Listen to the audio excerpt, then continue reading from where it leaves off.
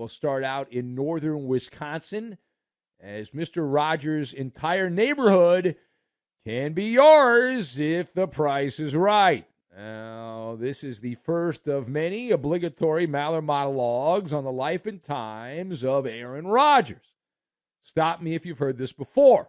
All you have to do is send some cheese curds and some peppercorn, and you can have Aaron Rodgers. It is our yearly staple this time of the calendar, the time we get late in the NFL playoffs and then into the NFL Hot Stove League. It's a yearly ritual, much like the Swallows returning to Capistrano, or will Punxsutawney Phil see his shadow? Will Aaron Rodgers end up leaving the frozen tundra? So we crank up the drama-o-rama of what is going to happen to Rodgers.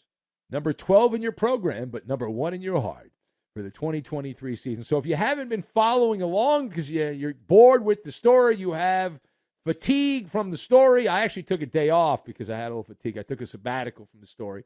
But I'm into it now. I'm into it. So perhaps you missed it. We have now learned that Green Bay is willing to make a deal. They're willing to say bye-bye to Aaron Rodgers and trade him with conditions. So it's not solid ground. It's a little wobbly. The ground's a little wobbly. So Rodgers, the way this would work, Rodgers is in play to be traded, but he will only be moved to an American Football Conference team, better known as the AFC. Now, the Packers, it would appear, have some paranoia that Rodgers will end up on a contender in the NFC and come back to haunt them like poltergeist. Rodgers himself is still making weekly appearances with his BFF, Pat McAfee. And when the season ended a couple weeks ago, for him, he said that if an opportunity arises, he would play elsewhere, but he wants to play on a good team, not a rebuilding team. The Packers, in theory, would clear the runway for takeoff for Jordan Love and see if he's got the it factor. He played a little bit last year, not very much, and we'll see over the last couple of years he's been hanging around Wisconsin, but sounds like Jordan Love would be the guy if all this plays out the way it's being talked about today. So let's get into it right now as we discuss the question. Very simple. Are you going to go thumbs up or thumbs down on the Packers only limiting Aaron Rodgers' trade chatter to AFC teams? So I am going to go thumbs down on this. I'm going thumbs down. I've got tariff, wealth building seminar, and Powerball. And we will combine all of these random things together, and we're going to make poutine is what we're going to make. Good poutine. Oh, man, that's one of the great things Canada has given the world is the poutine. All right, so this is a strategic blunder by Green Bay, and we are here in the watchtower, high above, looking out at the landscape of sports to correct these kind of mistakes. But this is a mistake by Green Bay if the reporting is accurate. If you're dealing Aaron Rodgers, it is only because you think that he is on the decline, that he's rotting milk. Otherwise, you would be a country bumpkin to trade Rodgers, right? So if you're trading him, you're admitting, hey, he doesn't have it anymore. Otherwise, you'd hold on to him tight and you'd ride the wave. So if I'm right, I am right on that. The Packers, if they're trading him, they think he's done, right? So you then have to be open-minded. Now, my unsolicited overnight sports radio advice, the Green Bay Packers should be willing to trade Aaron Rodgers to anybody in the NFC. Have a free-for-all. Dare I say, bidding war for the long-in-the-tooth Packer quarterback with conditions, of course, right? With conditions. And the reason that you open it up to everybody, if you're an NFC team, you got to pay more, right? You put a condition on it, right? There's a trade barrier that's put up. You put a tariff on Aaron Rodgers' head. So if he's traded to an NFC team, it's going to cost you a little more. It's more difficult. You got to pay a little more, meaning that the Packers impose a tax on number 12 being imported, obviously, to a team like the Saints or the Commanders or the Falcons, any of the NFC teams, the New York Giants, for example. That's going to cost you an extra first-round pick and some other goodies that you're going to have to pass through customs. So you restrict the flow of Rodgers unless you get paid extra. You can call it the Putin price hike. Now, part B of this, is Aaron Rodgers worth 2 first-round picks? Because there have been reports bouncing around here recently that say Rodgers, the Packers, want 2 first-round picks for his services. So my answer on that, is Rodgers worth 2 first-round picks? It is a no-brainer. And it's not even whether he's good at football anymore. Forget the football part of it. The NFL is a business. They remind us all the time that they are a business and they're a multi-million-dollar conglomerate. It is a cartel of football. But pro sports, it's show business. And having Aaron Rodgers on your team, let's not overthink this.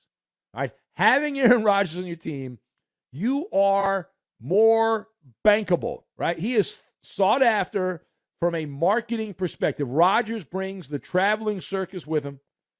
Marketing maven. He gives you immediate street cred. You get more primetime games. How many times did we see the Denver Broncos last year just because they got Russell Wilson? Well, Aaron Rodgers has a better resume than Russell Wilson, so you'll be bombarded with Aaron Rodgers, this, that, and the other thing, whatever team he goes to, and that's new revenue streams, more sponsorship dollars, media attention, buzz. It all trickles down. Trickles down. And even if Rodgers is a flash in the pan at this point, and he's long in the tooth and all that, by the time the public realizes that he's washed up, you've hornswoggled them to buy tickets and merchandise and all that, just like the good people of Denver went out and bought their Russell Wilson jerseys, and they were all excited and all that. Unfortunately, he did a faceplant. All right, but you've made your money. You've already cashed in. So go ahead, spend your money, and go do it. And if Rodgers comes out and can't play anymore, you traded 2 first-round picks, but you made money financially. It makes sense. All right, last word. So how likely is it that Aaron Rodgers is going to just walk away from the NFL for retirement before next season? So Rodgers has been playing coy in some of his comments here. He's talked that he hasn't decided. He hasn't decided his future. And he's been very toned down and informally saying that he is undecided whether he wants to keep going or not. And that's all wonderful. But this is a tell. If you're somebody that believes Aaron Rodgers is going to retire, you are announcing to the world that you are a moron, right? Who believes Aaron Rodgers is going to retire?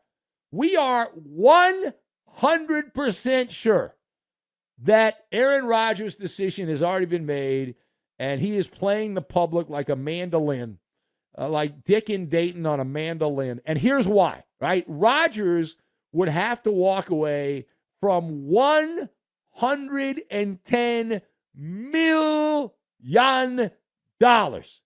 in guaranteed currency. $110 million.